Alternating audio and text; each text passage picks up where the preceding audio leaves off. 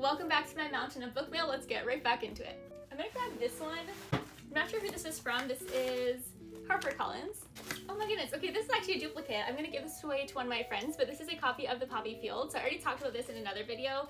Actually, I have a lot of videos talking about this book because I've read it and absolutely love it. But this is a new deluxe edition that came out. It's a brand new book that just came out probably a few weeks ago by the time I post this, but absolutely adored this one. If you're looking for a new speculative fiction, sci-fi, contemporary fiction book, then read this.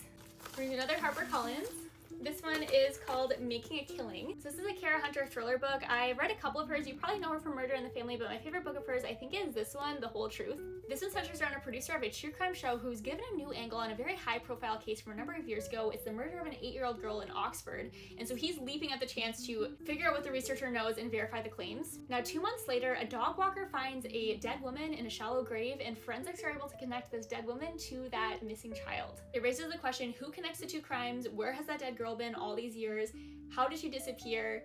And it says for this investigator, things are getting personal in this book. Let's do another HarperCollins. This one is called I Bet You'd Look Good in a Coffin. This one sounds so hectic. So it's the same author as this book called How to Kill Men and Get Away with It, but they're interconnected standalones, so you can read them in any order. But this follows a woman who's a serial killer, but she does it for a good reason. There are just some guys in the world that she just can't help herself from killing because they're so terrible. Which honestly, I feel like we can relate to a little bit. Super excited for this, and I kind of want to go back and read the other book by her too, though. These sound so fun. I could be wrong, but I think this one's just due in paperback, but it follows these 3 sisters who are all completely different from each other. The first one was a recovering addict who is now a very straight-laced lawyer. She lives with her wife in London. The second one, Bonnie, is a former boxer, but she now works as a bouncer in LA after a very sad defeat. And then Lucky, the youngest sister, she's a model in Paris, and she's trying to outrun her very hard partying ways. Now they had a 4th sister named Nikki, but her unexpected death kind of tore the family apart. So this book takes place a year later as they navigate grief, addiction, and ambition. It says they're going to return to New York to stop the sale of the apartment that they were all raised in. Overall, this is a story of what it takes to keep living after loss and ultimately to fall in love with life again. It sounds like a really important message. I'm very excited to read this.